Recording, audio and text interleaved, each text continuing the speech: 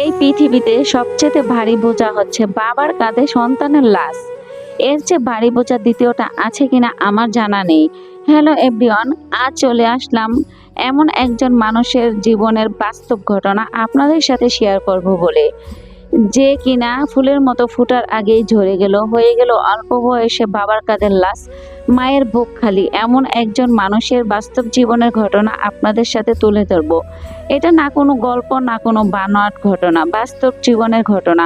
তো আমি আর কথা না বাড়িয়ে চলে যাই এমন একজন মানুষ যে কিনা পৃথিবী থেকে চলে গেছে, আমাদেরকে শেখার মতো অনেক কিছু রেখে গেছে। এই ঘটনা থেকে আপনারা আশা করি অনেক কিছু শিখবেন। একটা শিক্ষণীয় বাস্তব জীবনের ঘটনা আপনাদের মাঝে শেয়ার করতে চলে আসলাম। আর কথা না বাড়িয়ে মূল ঘটনায় চলে যাই। আমি মামন, সালটা ছিল 2016।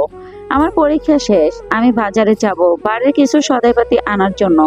অমনি মা বলল, মামন তুই যখন বাজারেই যাবি, যাওয়ার পথে তো তোর মামার বাড়ি পড়বে, তোর মামার বাড়িতে কিছু ধান চাউল দিয়ে যা। আমি ওইগুলো নিয়ে রওনা দিলাম। মামার বাড়িতে ঢোকার আগেই দুইটা লেচু গাছ পড়ে সামনে। লেচু গাছের নিচে কয়েকটা মেয়ে খেলাধুলা করতেছিল। ওরা এক একজন এক এক ক্লাসে পড়ে, কেউ ক্লাস 5-এ, কেউ 6-এ, কেউ 7-এ। ওদের 3টা মেয়ে থেকে একটা মেয়ে আমাকে ডাকলো, মামুন ভাই একটু শোনেন। আমি বললাম, হ্যাঁ বলো। বলে, আপনাকে বিথি আপু ডাকে। আমি বললাম, কেন? বলতেছে, শুনে আসেন, জানি না কেন ডাকে। তা আমি বললাম, আচ্ছা ঠিক আছে, আমি বাড়ির ভিতরে যেয়ে এগুলো রেখে তারপরে আসতেছি। আমি এগুলো মামার বাসায় রেখে বের হলাম। আমার একটু মনে নাই যে ওরা ডাকছিল আমাকে। আমি বাজারের পথে রওনা হলাম। তারপরে আবার আমার পিছন থেকে আবার ওই মেয়েটি ডাকতেছে, মামুন ভাই, মামুন ভাই, আপনাকে বিথি আপু ডাকে। তো আমি ওর কথা শুনে বললাম, কই ভীতিকে? ভীতিকে তো আমি চিনি না। বলে, ও মা, আপনার মামার বাড়ির পাশেই তো ওদের বাড়ি, আমাদের পাশের ঘর, আপনি বিথি আপুকে চিনেন না? আমি বললাম যে আচ্ছা ঠিক আছে, ডাক দাও।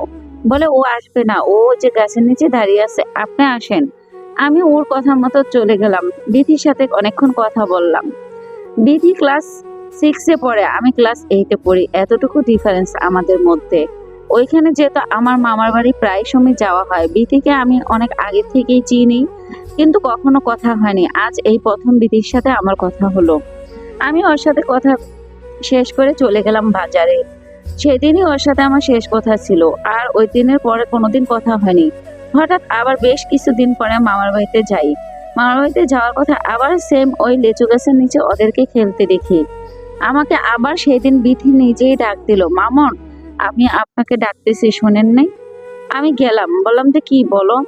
ওর সাথে বেশ কথাবার্তি হলো। ওকে আমার এক পর্যায়ে এতটা ভালো লেগে গেল, ওর কথাবার্তিতে ও আমাকে আগেই পছন্দ করে প্রস্তাব দিল, কিন্তু আমি ওকে পছন্দ করি সেটা আমি বলতে পারি নাই, যদিও ও আজ প্রথম বলল। আমার কাছে ভালো লাগছে, যেহেতু আমিও ওকে পছন্দ করি। এইভাবেই কথাবার্তি শেষ করে বাড়িতে চলে আসলাম। বেশ কিছুদিন পর আমার পরীক্ষা শেষ, ওরও পরীক্ষা শেষ, ভর্তি হবে।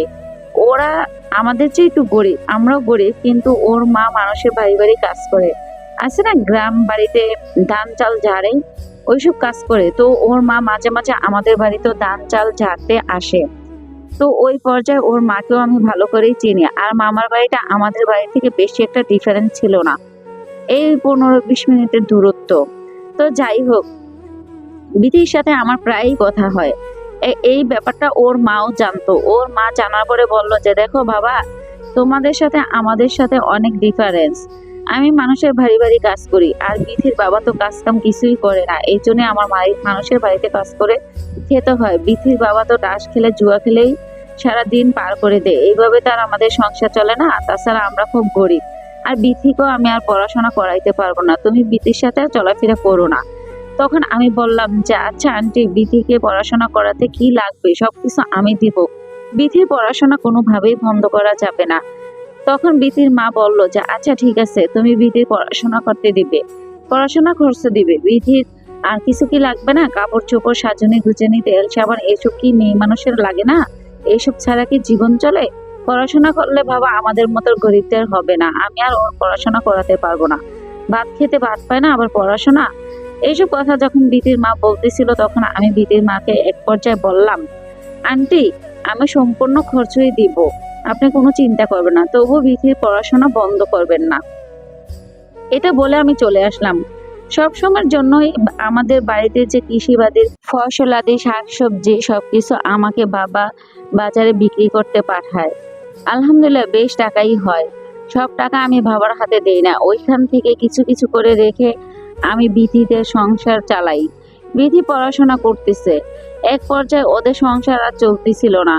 ওরা গ্রাম ছেড়ে ওর বাবাকে নিয়ে আর বিথির মাকে নিয়ে শহরে চলে যায়। শহরে গিয়ে বিথি গার্মেন্টসের চাকরি করে, বিথির বাবা প্যান চালায়, বিথির মা বাসা বাড়িতে কাজ করে। এইভাবে ওদের দিন চলতেছে। আর আমি কি করব আমি বুঝে উঠতে পারতেছিলাম না। এইটা আমি মেনেই নিতে পারতেছিলাম না কিছুতেই যে বিথি গার্মেন্টসে চাকরি করে। এইভাবে দিন চলতেছিল। বিথিকে আমি প্রায় সময় ফোন দেই। বিথি আমাকে অবহেলা করতে শুরু করলো। বিথি আমাকে ঠিকঠাক মতো ফোন দেয় না। আমি ওকে ফোন দিলে ঠিকঠাক মতো ও রিসিভ করে না। ওর মার সাথে কথা বললে ও বলে যে ওর মা বলে যে ও ব্যস্ত থাকে, ও চাকরি করে, কথা বললে কি পেটে ভাত আসবে।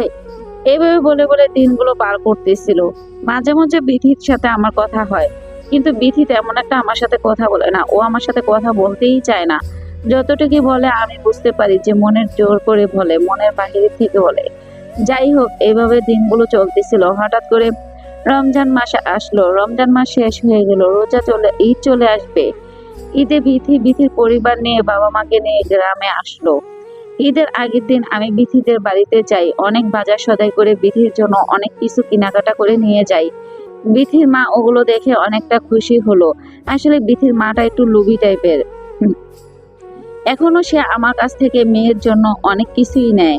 যদিও বিথি গার্মেন্টসে চাকরি করে, ওর পড়াশোনাটা একদমই টোটালে বন্ধ করে দেয় বিথির মা। তারপর আমার কাছ থেকে বিথির যেভাবে খরচগুলো আগে থেকে নিত সেম ভাবেই এখন সব খরচগুলো আমার থেকেই নিয়ে যায়। যাই হোক, যেহেতু তাকে আমি ভালোবাসি আর বিথির মা আমাকে কথা দিয়েছে বিথিকে আমার সাথে বিয়ে দিবে, আমি ওই আশায় বুক বেঁধে সবটাই করি। আমি বিথির পরিবারকে আমার পরিবার মনে করি। আমাদের পরিবারে যতই যাই খরচ হয় তার চেয়ে বেশি খরচ আমি বিথিদের পরিবারে করি। এদিকে আমার পড়াশোনাটা একদিকে বন্ধ করে দেই শুধুমাত্র বিথির পড়াশোনার জন্য। আর সেই বিথির মা বিথির পড়াশোনা বন্ধ করে বিথিকে শহরে নিয়ে গার্মেন্টসে ভর্তি করিয়ে দেয়। কিভাবে জানে কি হয়ে যাচ্ছে জীবনটা আমার, আমি বুঝতেছি এইভাবে তো চলবে না। এক পর্যায়ে আমি বিথির মাকে বলি, আন্টি বিথিকে গার্মেন্টসে না চাকরি করিয়ে বিথিকে গ্রামে রাখেন, বিথির পড়াশোনা খরচ তো আমিই দিচ্ছিলাম, এখনো আমিই দিব, সমস্যা কি? বলে যে তোমার এই শুকনা কথায় চিরা ভিজবে না। ওর মাটা এইসব কথা বলে আমাকে বললো, যাও জ্বালা যন্ত্রণা করো না, যাও আমার বাড়ি থেকে বের হয়ে যাও। মেয়ে আমার উপযুক্ত হয়েছে, নানান মানুষ নানান কথা বলবে, এত বাড়িতে এসে গুড় গুড় করবে না।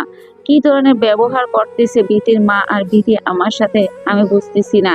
এমনটা কেন করতেছে? যেই বিথির মা আমাকে কথা দিয়েছে বিথিকে আমার সাথে বিয়ে দিবে, আর সেই বিথির মা আজ আমার সাথে এমন করতেছে, দূর দূর করতেছে, কুকুরের মতো ব্যবহার করে আমাকে তাড়িয়ে দিল। যাই হোক, আমি চলে আসলাম। ঈদ শেষ, বিথিরা আবার সেই শহরে যার যার কর্মস্থানে ফিরে যায়। এইভাবেই চলতেছে। আমি বুঝতে পারলাম যে বিথি কারোর সাথে কোনো রকমের সম্পর্কে জড়িয়েছে, তার জন্য বিথি আমাকে একদমই সময় দেয় না। আমি ফোন দিলে ভালো আছি, আপনি কেমন আছেন এইটুকু বলে রেখে দেয়। ওর মাও যেন আমাকে চিনে না এমন ব্যবহার করা শুরু করলো। এক পর্যায়ে এইভাবে 2 মাস কেটে গেল। 2 মাস পর আবার বিথির পরিবার নিয়ে গ্রামে আসলো কোরবানি ঈদ করার জন্য। আমি বিথিদের বাড়িতে ওই দিন যাই বিথির সাথে দেখা করতে। বিথি আমার সাথে যেন এক পর্যায়ে চিনিই না এমন ভাব করলো। আমি বিথির সাথে দেখা করে কিছু বললাম যে, বিথি তুমি কেন এমন করতেছো, আমাকে চিনো না এমন ভাব করতেছো কেন? বিথির মা বলে, তোমাকে না আমার বাড়ির আশেপাশে ঘুরঘুর করতে না করলাম, মেয়ে আমার বড় হয়েছে, নানান মানুষ নানান কথা বলবে, তুমি আর বাড়ির পাশে এইভাবে ঘুরঘুর করবা না। আমি বললাম, আন্টি বিথিকে তো আমি বিয়ে করব, আপনি আমাকে কথা দিয়েছেন বিথিকে আমার কাছে বিয়ে দিবেন। নানান মানুষ কি বলবে বলুক না, বিথি তো আমারই বউ হবে, তাই না? আর আপনিও তো বলেছেন বিথিকে আমার হাতে তুলে দিবেন। আমাকে এখন বিথিকে এখন আমার হাতে তুলে দেন। এই বলে আমি আজকের মতো বিথিদের বাড়ি থেকে চলে যাব। অমনি বিথি বলে, তোমার আশার ঘুরে বালি, এই আশা তুমি বাদ দাও। তখন আমি বললাম, কেন বিথি, আমার আশার ঘুরে কেন বালি হবে? আজ 4-5টা বছর যাবাত আমি তোমার পিছনে কত কত টাকা পয়সা ভাঙলাম, তোমাকে পড়াশোনা করালাম, তোমাদের ফ্যামিলিটাকে চালালাম। আন্টিও আমাকে বলল তোমাকে আমার সাথে বিয়ে দিবে। এখন তুমি কেন আমার সাথে এমন করতেছো? এটা কি তোমার মনের কথা না তোমার মায়ের শেখানো কথা? তখন বিথি বলল যে এটা আমারই মনের কথা, আপনি অন্যদিকে কোনো মেয়ে দেখে বিয়ে করে নেন। তখন আমি বিথির হাতটা ধরে বললাম, আচ্ছা বিথি, এটা কি সত্যি আর বাস্তব কথা? তুমি কি আমাকে চিনো না?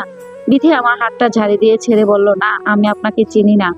আমি বিথির মাকে বললাম, আন্টি বিথি কি বলে? বিথির মা বলল, ঠিকই বলে, যাও তুমি এই বাড়িতে আর কখনো ঢুকবা না, কখনো আসবে না। আমি বললাম, আন্টি আমার তাহলে জীবনটা আমি দিয়ে দিব যদি বিথিকে আমি নাই পাই। তখন বিথির মা বলল, তুমি যা খুশি তাই করতে পারো। এক পর্যায়ে বিথিও বলতেছে, যা খুশি তাই করো। আমি তখন ওদের বাড়ির পিছনে গিয়ে জমিতে যে কীটনাশক বিষ, বিথিদের ঘরের পিছনে গিয়ে মামুন ভাই জমিতে যে কীটনাশক বিষ দেয় ওই বিষটা সে খেয়ে নেয়। আশেপাশের লোকজন তার চিল্লাচিল্লি শুনে এসে হসপিটালে নেওয়ার পথেই সে মারা যায়। আসলেই বিথি আপু, আপনার উদ্দেশ্যে বলতেছি, আপনার জীবনটা তো ঠিকই আপনি চালাচ্ছেন, অথচ মামুন ভাইয়ের কি দোষ ছিল? আপনি কেন তার সাথে এমন বেইমানিটা করলেন? আজ এই মামুন ভাই তার জীবনটা দিয়ে দিল। শুনেছি বিথি আপু বিয়ে করেছে তার সেই ভালোবাসার গার্মেন্টসের সুপারভাইজারকে। তার একটা সন্তান আছে। এই ঘটনা থেকে যা বুঝতে পারলাম, নিঃস্বার্থভাবে কারোর জন্য কিছু না করে নিজের জন্য করেন, কারোর জন্য কারোর জীবন থেমে থাকে না, এটাই বাস্তব।